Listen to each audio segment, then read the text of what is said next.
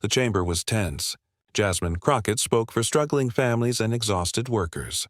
Then Barron cut her off. Non-Americans are not allowed here to talk. Silence fell until Jasmine asked one question that turned the hearing upside down, leaving him shuffling papers and walking away. The United States Congress chamber is not just a room. It's a stage where history has been written and rewritten countless times. The tall ceilings echo with the voices of leaders past, the polished wooden desks, the long rows of seats, the weight of the flag at the front. Every corner whispers stories of battles fought with words instead of weapons. On this particular day, the chamber felt different. The air was heavy. There was a hush, the kind of silence that makes people lean forward in their chairs, sensing that something big is about to happen. Staff members carried folders and whispered hurriedly, but even their footsteps seemed to tread more softly than usual. Everyone knew this hearing was not going to be ordinary. At the center of attention was Congresswoman Jasmine Crockett. Known for her sharp mind and fearless way of speaking, she walked into the chamber with steady steps. She wasn't there to play games. She was there to talk about the problems weighing on everyday Americans.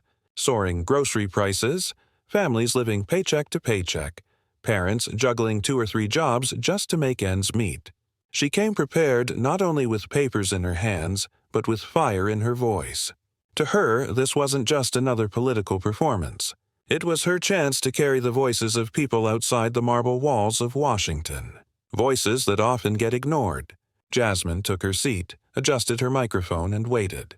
Around her, lawmakers settled in, some leaning back with arms crossed, others already scribbling notes, curious about what was about to unfold. But she wasn't the only figure drawing attention that day. Across the chamber, another name had everyone whispering Barron Trump, the youngest Trump. Tall, composed, carrying the famous last name that had been at the heart of American politics for years. For the first time, he was stepping out of the shadow of being the son of. This was his debut, his chance to show he had a voice of his own. People watched him carefully.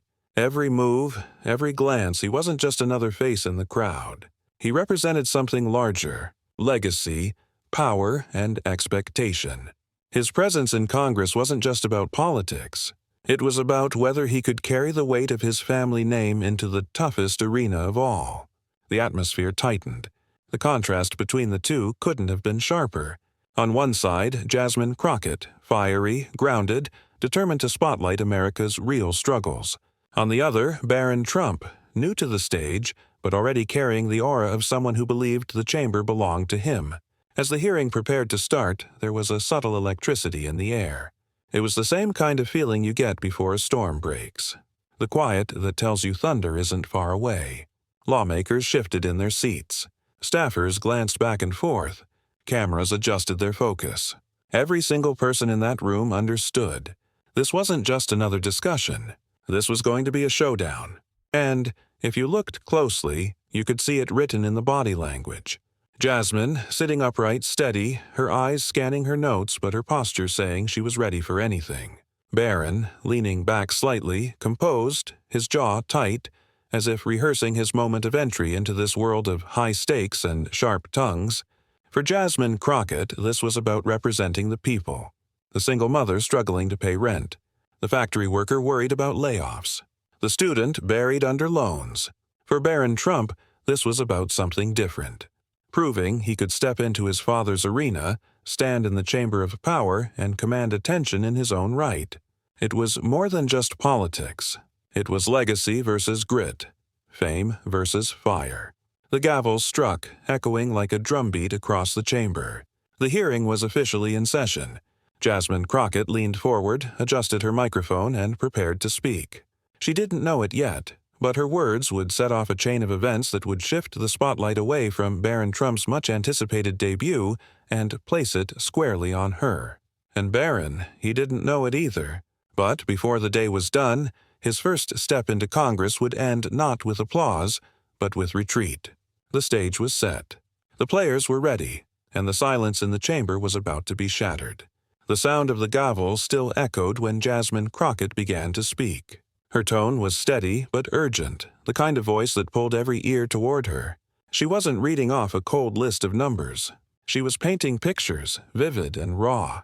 She spoke of families standing in grocery store aisles, calculators in hand, trying to figure out what to put back because the cart was already too expensive. She spoke of parents kissing their children goodnight before heading out to work the night shift because one job wasn't enough anymore. She spoke of the quiet fear hanging over towns where factories had shut down, leaving hardworking people without security, without answers. Her words weren't polished to perfection like a campaign speech. They were alive, heavy with the weight of reality. And as she spoke, you could almost feel the walls of the chamber listening. Some lawmakers leaned forward, nodding slowly. Others kept their expressions flat, unwilling to show agreement, but unable to hide that her words were cutting through the noise. Even staffers paused in their note-taking, stealing glances at her. Jasmine Crockett had the floor and she was making every second count. But then it happened. From across the chamber, Barron Trump shifted. His tall frame straightened, and with a sharp movement he leaned toward his microphone. His voice came out firm, almost clipped. "Non-Americans are not allowed here to talk." The words sliced through the room like a blade. For a moment, time itself seemed to stop. You could hear papers stilling in mid-turn. Pens froze over notepads. Lawmakers turned their heads in unison, eyes widening, some in shock, some in disbelief. It wasn't just a challenge. It was a dismissal, an attempt to strip away her very right to speak. The silence that followed wasn't empty. It was loaded, heavy, like the breath everyone holds just before lightning cracks the sky. Jasmine Crockett didn't move at first. She sat there, hands resting on the table, her eyes locked forward. She didn't flinch, but inside that silence you could feel the weight of the attack. Barron's words weren't subtle. They weren't careful. They were designed to wound, to take all the fire she had brought into that chamber and smother it with one sweeping statement. In that moment, you could almost see two realities at play. On one hand, Barron Trump, new to this stage but carrying the boldness of someone used to the power of his family name. He looked confident, certain that he had just seized control of the room with a single sentence. On the other hand, Jasmine Crockett, seasoned, sharp, tested by battles far tougher than this. She didn't raise her eyebrows. She didn't shoot back right away. Instead, she let the silence stretch, letting the weight of his words hang in the air like smoke after an explosion. And that silence, it was more powerful than any instant reaction because it made everyone lean closer. It made everyone wait. You could see staffers glance nervously at each other, whispering under their breath. Some lawmakers smirked, thinking Barron had just landed his first strike. Others frowned, knowing full well that Crockett was not someone who stayed down for long. Even the cameras, those quiet, unblinking eyes in the corners, seemed to zoom in tighter, capturing every flicker of expression. Barron sat there, leaning back slightly now, his lips pressed into a thin line, almost like he was satisfied with himself. It was written in his posture. This was his move, his opening punch. But here's the thing about punches. They're only powerful if the other person doesn't know how to take a hit. And Jasmine Crockett, she had built her career on standing back up. The silence was about to break. She adjusted her microphone slowly, deliberately, as if to say, "I heard you, and I am about to answer." The chamber seemed to hold its breath. What would she say? Would she defend herself, argue her right to speak, or lash out in anger? What came next would be none of those things. It would be sharper, smarter, and it would flip the entire moment on its head. Because while Barron thought he had set a trap, Jasmine was about to spring one of her own. And when she finally spoke, it wouldn't just be a response, it would be a question. A question so unexpected, so cutting that Barron Trump's debut moment in the chamber would begin to unravel before his very eyes. The air was tight, the tension unbearable. Everyone leaned in, and Jasmine Crockett finally leaned forward, ready to speak. The chamber was locked in silence. Barron Trump's words still lingered in the air like smoke after a fire. Non-Americans are not allowed here to talk. It was bold. It was brash. And it was meant to cut Jasmine Crockett down. But Jasmine didn't flinch. She sat still, her hands folded calmly on the desk in front of her, her eyes locked on Barron like a hawk watching its prey. For a long moment she said nothing, and that silence was deafening. You could feel the tension crawling across the room. Every second she stayed quiet, the anticipation grew heavier. Lawmakers shifted in their seats. Staffers held their pens just above their notepads but didn't dare write. Even the cameras seemed to zoom closer, waiting for the counterpunch. Barron leaned back slightly, his lips curving into the faintest hint of a smirk. In his mind, he had landed the first blow. He had stepped into this arena and shown he wasn't afraid to swing. The smirk said, "Your move," and Jasmine Crockett moved. She leaned forward slowly, deliberately, adjusting her microphone with a faint scrape that echoed across the chamber. The kind of movement that tells everyone in the room something is coming. Her voice was calm, almost too calm. But calm voices can cut sharper than the loudest shout. She looked directly at Barron, her eyes narrowing, and said, "Tell me, is Ivanka your sister or your mother?" The words dropped like a thunderclap. The chamber gasped, audible gasps. Lawmakers turned their heads so fast you could hear the shuffle of suits against leather chairs. Staffers froze mid-breath, mouths slightly open. For a moment, even the microphones seemed to hum louder, like they were straining to catch every ounce of reaction. The question was brutal. Not because it was complicated, but because it was simple, direct, inescapable. It stripped away the polish, the posture, the smirk, and it forced Barron into a corner he had no plan to escape from. His face changed instantly. The smirk disappeared. His jaw tightened. His hands twitched against the stack of papers in front of him, fingers pressing the edges too hard, crinkling them. He tried to speak, but the words caught in his throat. Finally, he muttered, "I'm not here to prove this." It was weak. It was defensive. And it was not the answer anyone in that chamber expected from someone who had walked in with the aura of confidence. The silence that followed his words was even louder than before. Crockett didn't push further. She didn't need to. One question had flipped the room. She sat back in her chair, her eyes still locked on him, calm as ever. She had thrown her punch, and it had landed with precision. Barron, meanwhile, was unraveling. His composure slipped with every second that passed. He shuffled his notes, straightened them, then shuffled them again, his movements restless, betraying the unease he was desperate to hide. He glanced around the room, but no one met his eyes. Some lawmakers looked down at their desks. Others scribbled on papers they didn't need to write on. Anything to avoid the sight of him in that moment.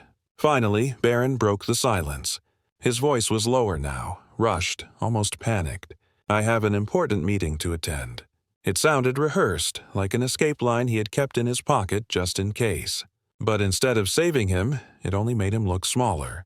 He pushed back his chair. The legs scraped across the chamber floor, a sound that rang louder than it should have. He gathered his papers clumsily, avoiding eye contact with Jasmine, with lawmakers, with the cameras, and then he stood up. Tall as he was, in that moment he looked less powerful and more exposed. He muttered something under his breath, but it was lost in the echo of his footsteps as he turned and walked out of the chamber. The door closed behind him with a hollow thud, and just like that, Barron Trump was gone. The chamber buzzed, low murmurs rippling through the rows like waves. No one needed to declare a winner. The sight of him walking out, beaten not by a crowd, not by a chorus, but by a single question, that was the answer. Jasmine Crockett didn't raise her arms in victory. She didn't gloat. She simply sat back, her face steady, her eyes calm as if to say, "This is what it means to stand your ground." For Barron, this was supposed to be the beginning of his voice in Congress. Instead, it ended with a retreat that everyone in the room would remember. And for Jasmine Crockett, it was the moment she showed that in the world of politics, sometimes one well-placed question can be more powerful than 1,000 speeches. The battle was over, but the echoes of her question would linger. The heavy chamber doors closed behind Barron Trump with a hollow thud. The sound echoed like the final note of a song cut short. His footsteps faded down the hallway, but the weight of his exit hung in the room long after he was gone. Inside, no one moved right away. The lawmakers sat frozen in their seats, some still staring at the door he had just walked through, others stealing glances at Jasmine Crockett as if waiting for her next move. The silence was thick, charged with unspoken thoughts. And then the murmurs began, low at first. A whisper between two staffers, a quiet shuffle of papers from one lawmaker leaning toward another. But quickly the chamber filled with a soft rumble of voices, all carrying the same realization. What had just happened was not routine. It was not politics as usual. They had witnessed a rare moment, one that would be remembered. Jasmine Crockett didn't speak. She didn't need to. She sat back in her chair, calm, her face steady, her hands resting lightly on the table in front of her. Her composure was louder than any word she could have said. It told the room, I didn't just win an argument. I held my ground against a name that usually makes people step back. Across the chamber, lawmakers reacted in different ways. Some leaned forward, whispering to each other with looks of disbelief. Their eyes widened as if saying, "Did that really just happen?" Others scribbled notes furiously, trying to capture the exact moment, the exact words before the memory blurred. A few sat in stiff silence, unwilling to show emotion, their faces masks hiding what they truly thought. But the energy of the room was unmistakable. Jasmine had turned the tables. One senator, older and weathered by decades in politics, leaned back in his chair and let out a slow, quiet whistle. Another staffer, barely able to contain herself, pressed her hand to her mouth as if to stop a laugh from slipping out. The tension had snapped, and in its place was a mix of shock, awe, and something else. Respect. Barron Trump's exit had been meant to look powerful, like he was walking away on his own terms. But the chamber didn't see it that way. They saw a retreat. They saw a young man who had come in swinging, only to be stopped cold by one sharp question he couldn't answer. And in politics, perception is everything. Jasmine Crockett, still seated, finally adjusted her microphone again. The faint sound pulled eyes back to her. She didn't gloat. She didn't smile. Instead, she spoke with the same steady tone she had begun with, clear, measured, serious. She reminded the chamber of what had been lost in the noise. The American people, the families struggling to pay rent, the workers without health care, the parents worried about their children's futures. Her words cut through the murmurs and brought the focus back to what truly mattered. It was a master stroke because while Barron had tried to make the moment about her, Jasmine turned it back to the people watching, the people living through the struggles she described. As she spoke, the lawmakers couldn't look away. She had not only survived the confrontation, she had taken control of the entire narrative. And outside the chamber, you could almost imagine the ripple effect spreading like waves. Her words would travel beyond those walls, carried in retellings and whispers, in conversations that began with, "Did you hear what happened when?" But back inside, the chamber was different now. The air felt lighter, though not less tense. It was the kind of tension that comes after a storm, the kind where people look around, trying to process what they've just witnessed. A young staffer near the back leaned close to her colleague and whispered, "That's going to be remembered." The colleague nodded slowly, eyes still fixed on Jasmine Crockett. One thing was clear. Jasmine had done more than defend herself. She had shown strength, quick wit, and composure under fire. And she had done it in a way that made people sit up straighter, listen harder, and see her in a new light. Barron's retreat wasn't just his problem. It was her victory. The lawmakers, who might have dismissed her earlier now, had to reconsider. The ones who had underestimated her couldn't ignore her anymore. And the chamber itself, with its long history of heated debates and bitter clashes, had just added a new chapter to its story. Jasmine Crockett closed her statement with one final reminder. Calm, steady, but heavy with meaning. She said that real leadership is not about silencing voices, but about hearing them. Not about shutting people out, but about letting them in. The words hung in the air, undeniable. And as she leaned back again, letting the gavel bring the session to a close, the thoughts settled into the minds of everyone in that room. Jasmine Crockett had not only held her ground, she had turned what should have been her downfall into her defining moment. The fallout wasn't just Barron's walk out. The fallout was the shift in respect, the change in perception, and the undeniable truth that one question, one moment had redrawn the lines of power in that chamber. The chamber was quiet again. The gavel had come down. The session had ended, and the lawmakers began filing out in small groups, but the energy of what had just taken place refused to fade. It lingered in the air like a storm cloud after thunder, heavy, unforgettable.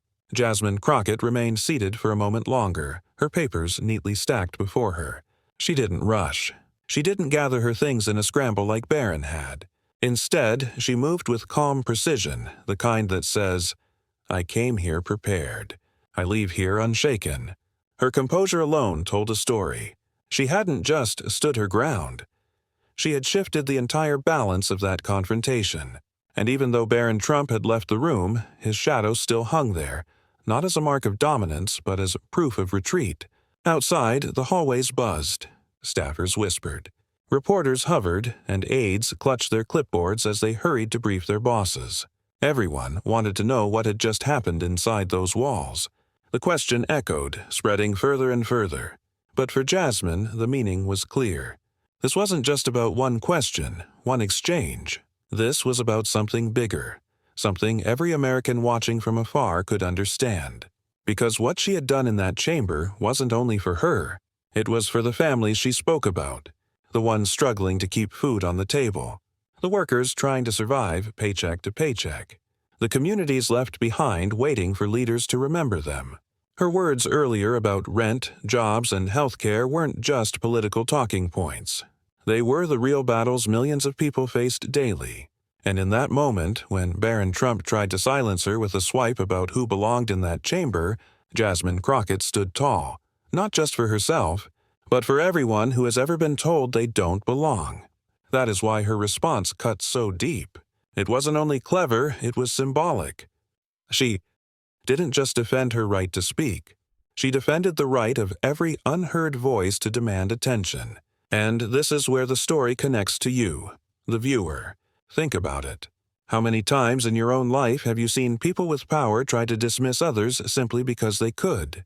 Maybe it was at work. Maybe it was in school. Maybe it was right in your own community. That moment in Congress wasn't just about Jasmine and Barron. It was about the larger fight between those who silence and those who refuse to stay silent. Jasmine's strength in that chamber becomes a reflection of the strength ordinary people can carry. It's a reminder that when someone tries to push you out, sometimes the most powerful response isn't anger, but a question so sharp it leaves no room for escape. Her calmness was her weapon. Her words were her armor.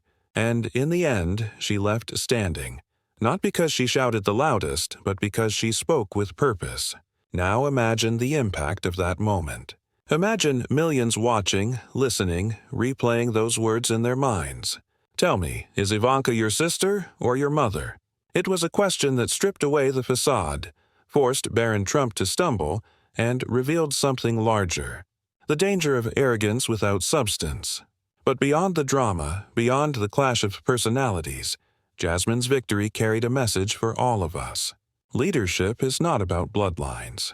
It is not about names passed down or the power inherited from family. Leadership is about listening, speaking truth, and standing firm even when the ground beneath you shakes. And here's where you watching this come in. Jasmine Crockett's stand only matters if people see themselves in it. If they recognize that what unfolded in that chamber mirrors the struggles happening outside it, in homes, in workplaces, in schools, and in neighborhoods across America, her win wasn't just personal. It was collective.